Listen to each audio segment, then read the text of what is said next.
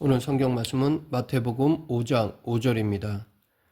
팔복은 모든 그리스도인들에게 나타나야 할 천국 백성의 특성입니다. 그런데 이 팔복은 세상의 기준들과는 정반대되는 면을 가지고 있습니다.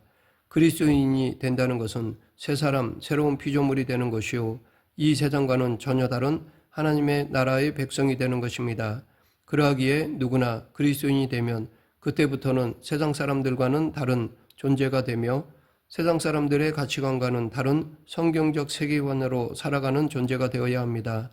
그로 인해 세상에서 맛보지 못했던 진정한 평안과 기쁨과 만족을 누리는 가장 행복한 사람이 되어야 합니다. 그렇지 못하다면 우리는 뭔가 잘못된 그리스도인이라 할 수밖에 없습니다. 그렇다면 지금 우리는 어떻습니까? 팔복을 묵상하는 가운데 하나님께서 주시는 참되고 완전한 행복을 소유하고 있는지 자신의 삶을 성찰해 보아야 할 것입니다. 오늘 본문 5절, 온유한 자는 복이 있나니 그들이 땅을 기업으로 받을 것이며, 지금까지 세상은 폭력이나 무력 등에 의하여 땅이 정복되어져 왔습니다. 그러나 예수님께서는 온유한 자가 땅을 기업으로 받게 될 것이라고 하셨습니다. 이스라엘 왕이 된 후 주변 나라들을 평정했던 다윗도 그러나 오직 온유한 자는 땅을 차지하며 풍성한 화평으로 즐거워하리로다 라고 하였습니다. 하지만 예수님의 이 말씀을 들은 유대인들은 큰 충격을 받았을 것입니다. 유대인들은 정치적 군사적인 메시아를 기대하고 있었기 때문입니다.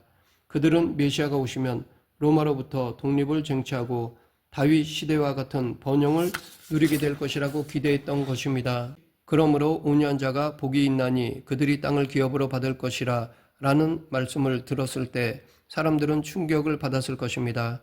이 말씀은 지금 이 시대의 형편과도 완전히 반대되는 교훈입니다. 오늘날도 세상 사람들은 온유에 대해 제대로 이해하지 못하고 있으며 이 온유에 대해 그리 좋은 생각을 가지고 있지 못합니다. 세상 사람들은 온유한 사람은 개성이 약하고 자기 주장이 없는 소극적인 사람이라고 생각하는 경향이 있습니다.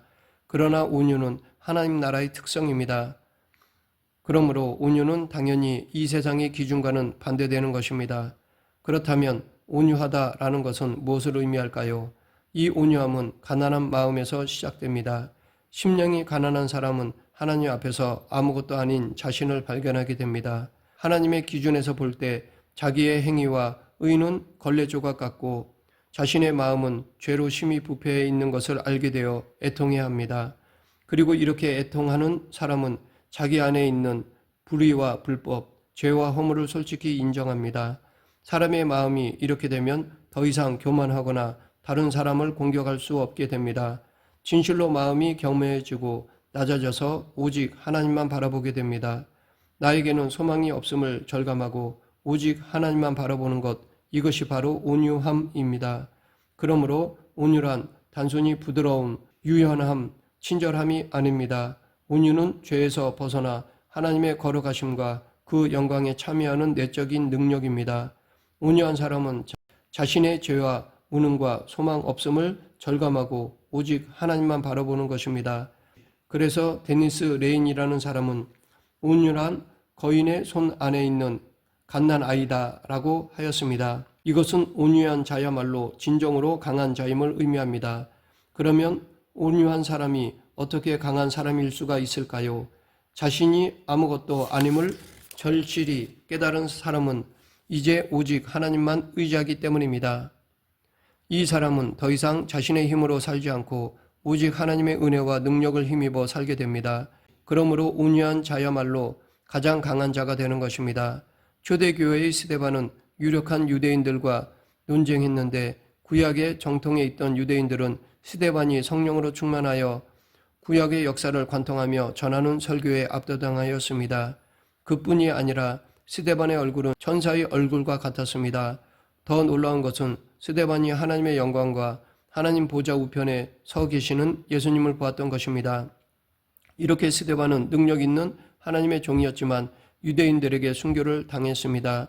그는 아무 저항도 하지 않았을 뿐만 아니라 오히려 그들을 용서해 주실 것을 기도하면서 눈을 감았습니다. 온유한 사람은 이렇게 강합니다. 자신은 아무것도 아니지만 전능하신 하나님 안에 있기 때문입니다. 그러므로 앞에서 했던 온유는 거인의 손에 안에 있는 갓난아이라는 말은 온유를 잘 표현한 말이라 봅니다. 또한 온유는 하나님의 거룩하심과 영광에 참여하여 그분의 능력을 힘입은 자가 자신을 온전히 하나님께 바치는 것입니다. 자신의 권리를 주장하거나 자기의 목적을 추구하지 않고 하나님의 방법, 하나님의 목적을 따르는 것입니다. 즉, 내 삶의 지배권을 하나님께 온전히 내어드리는 것입니다. 그러므로 온유한 자는 자기 자신에 대하여 민감하지 않고 방어적인 태도를 취하지 않습니다. 온유한 사람은 이와 같이 자기 주장, 자기 이익, 자기 합리화, 자기 연민, 자존심 등을 철저히 내려놓은 사람입니다. 그러므로 온유한 사람은 더 이상 넘어지거나 상처를 입지 않습니다. 그러나 다음과 같은 사람들은 온유할 수 없습니다. 열등의식이나 우월감에 빠져있는 사람, 항상 긴장하면서 신앙생활을 하는 사람, 항상 남을 이겨야 하는 사람, 언제나 비교하면서 사는 사람, 늘 타인의 시선을 끌고 싶어하는 사람 등등, 이런 사람들은 늘 남이 나에게 뭐라고 하는가에 신경이 곤두서 있습니다.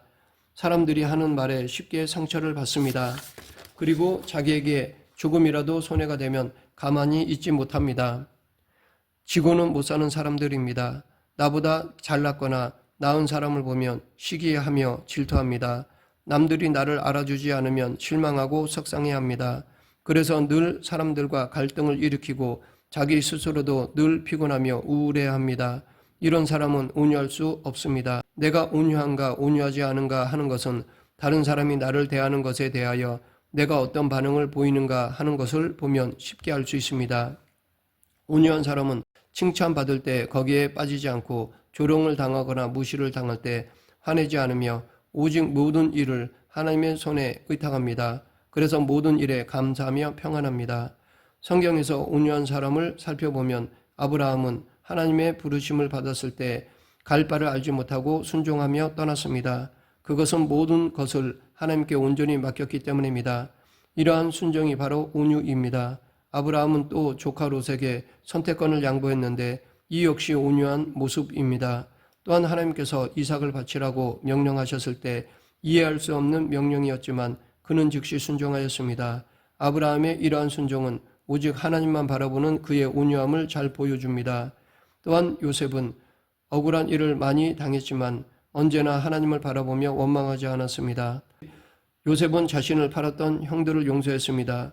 당신들이 나를 이곳에 팔았다고 해서 근심하지 마소서, 탄탄하지 마소서. 하나님이 생명을 구원하시려고 나를 당신들보다 먼저 보내셨나이다.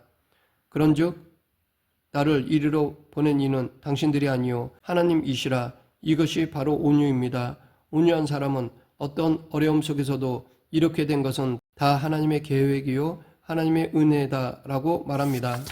또한 모세는 애굽의 영광을 버리고 하나님 백성과 그리스도를 위하여 고난받는 길을 선택하였습니다. 하나님께서는 이런 모세가 세상에서 가장 온유한 사람이라고 말씀하셨습니다.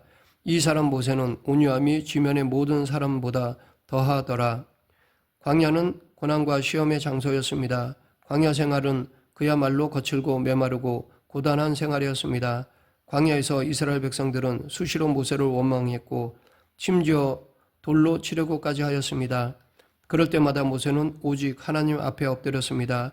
모세는 참으로 온유한 사람이었습니다. 다윗은 왕으로 기름 부음을 받았고 하나님께서 자기를 택하신 것을 알았습니다. 반면에 사울은 하나님께 버림을 받았습니다. 그럼에도 불구하고 다윗은 자신을 죽이려 하는 사울을 끝까지 대적하지 않았고 하나님께 맡겼습니다. 자신의 모든 것을 전적으로 하나님께 맡긴 다윗은 온유한 사람이었습니다. 하지만 진정으로 온유한 분은 바로 예수님이셨습니다. 예수님의 온유함에 대해 베드로는 이를 위하여 너희가 부르심을 받았으니 그리스도도 너희를 위하여 고난을 받으사 너희에게 본을 끼쳐 그 자취를 따라오게 하려 하셨느니라. 그는 죄를 범하지 아니하시고 그의 입에 거짓이 없으시며 욕을 당하시되 맞대어 욕하지 아니하시고 고난을 당하시되 위협하지 아니하시고 오직 공의로 심판하시는 이에게 부탁하시며 친히 나무에 달려 그의 몸으로 우리 죄를 담당하셨으니 이는 우리로 죄에 대하여 죽고 의에 대하여 살게 하려 하심이라. 그가 채찍에 맞음으로 너희는 나음을 얻었나니 라고 하였습니다.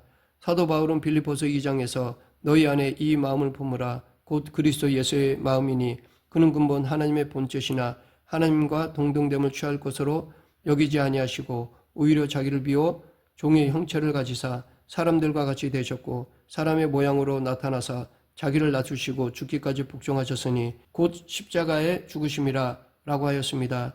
예수님은 온유 그 자체이셨습니다. 그러나 예수님을 제외하고 이 모든 사람들은 본래 온유한 사람이 아니었습니다. 그런데 어떻게 그 사람들이 온유하게 되었을까요? 이들은 성령의 역사하심으로 온유하게 되었습니다.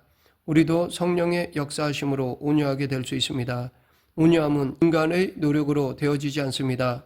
어느 정도 온유함을 훈련할 수는 있어도 온전한 온유함은 성령의 역사입니다. 속세를 떠나 세상을 등진다고 해서 결코 온유해지는 것이 아닙니다. 성령님께 우리 자신을 맡기고 순종할 때 우리는 온유한 자가 됩니다. 그런데 예수님께서는 오늘 본문에서 온유한 자가 땅을 기업으로 얻는다라고 하셨습니다. 여기서 땅은 우리가 누릴 모든 복을 포함하고 있습니다. 구약에서 땅을 얻는 것은 약속의 땅 가나안에 들어가는 것과 관련이 있습니다. 온유한 자가 땅을 기업으로 얻는다는 이 말씀은 구약의 이스라엘 백성들이 하나님의 약속에 따라 가나안 땅에 들어간 것처럼 신약의 성도들이 새하늘과 새 땅에 들어가게 되리라는 것을 가리킵니다. 이처럼 천국의 기업은 하나님의 뜻에 순종하는 온유한 자들에게 주어집니다. 뿐만 아니라 온유한 자는 하늘의 복과 함께 땅의 복을 받게 될 것이며 마지막 날에 그리스도와 함께 하나님 나라를 상속받게 될 것입니다.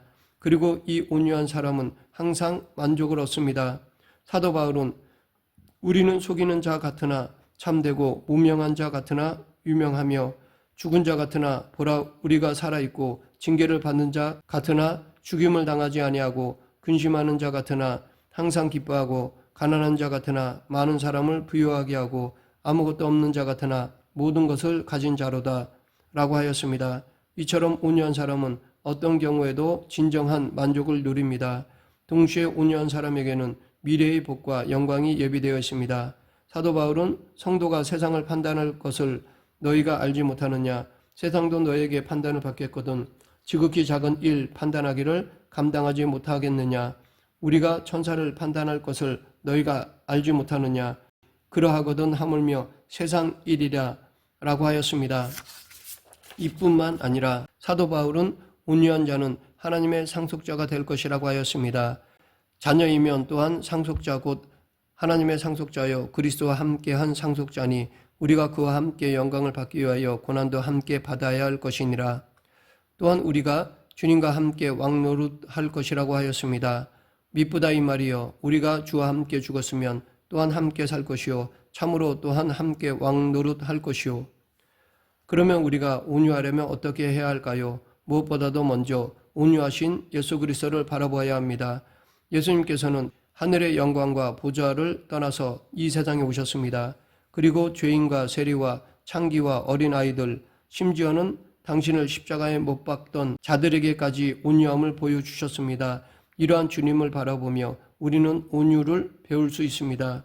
예수님 스스로도 나는 마음이 온유하고 겸손하니 나의 멍에를 메고 내게 배우라. 그리하면 너희 마음이 쉼을 얻으리니 이는 내 멍에는 쉽고 내 짐은 가벼움이라 라고 하셨습니다. 온유한 자가 되고자 한다면 예수님을 바라보며 예수님을 닮아가야 합니다. 예수님께 배우고 예수님을 닮아갈 때 우리는 온유한 자가 될 수 있습니다. 또한 온유한 자가 되고자 한다면 자아가 죽어야 합니다. 심령이 가난해질 때 자아는 이미 죽은 것입니다. 자아가 죽은 사람은 열등의식과 우울감 그리고 마음의 상처에서 벗어나 자유롭게 됩니다. 이렇게 자아가 죽어야 온유한 자가 될 수 있습니다. 온유한 자는 자아가 이미 죽었기 때문에 더 이상 자신의 힘을 의지하지 않고 오직 예수님의 사랑과 긍휼을 의지합니다. 이렇게 자아가 이미 죽은 사람은 더 이상 이기려 하지 않습니다. 그러므로 졌다고 속이 상하거나 마음에 상처 받을 일도 없게 됩니다. 오직 예수님의 은혜와 긍휼을 바라보며 예수님께서 주시는 은혜로만 만족합니다. 그러하기에 온유한 자는 화를 내지 않습니다. 화를 내는 순간 우리의 자아가 고개를 쳐들게 되며 우리의 마음은 다시 강팍해져 버립니다. 그러므로 온유한 자는 화를 내지 않습니다. 하지만 이 모든 일은 우리의 힘으로 불가능합니다. 오직 성령님께서 내 마음에 오셔서 나를 온전히 다스리셔야만 가능합니다. 그러므로 성령님께 온전히 순종하며 자신을 맡겨야 합니다. 성령님께서 우리를 주장하시면 우리는 온유하게 됩니다. 말씀을 맺겠습니다. 우리는 자신을 정직하게 바라보며 자신의 죄와 부정함과 무능을 철저히 깨닫고 인정하는 심령이 가난한 자가 되어야 합니다. 그리고 자신의 죄와 영적인 무능함 때문에 애통해하는 자가 되어야 합니다. 우리 모두 나 자신으로는 아무 소망도 없음을 겸손히 인정하고 오직 하나님만 바라보며 의지하는 온유한 성도가 되길 간절히 축원합니다. 기도하겠습니다. 사랑과 은혜가 풍성하신 하나님 아버지, 내가 죽고 예수로 사는 삶, 철저히 내 모든 것을 내려놓고 예수님을 따름으로 온유한 삶을 살아가는 성도가 되게 하여 주시옵소서. 예수님 이름으로 기도드립니다. 아멘.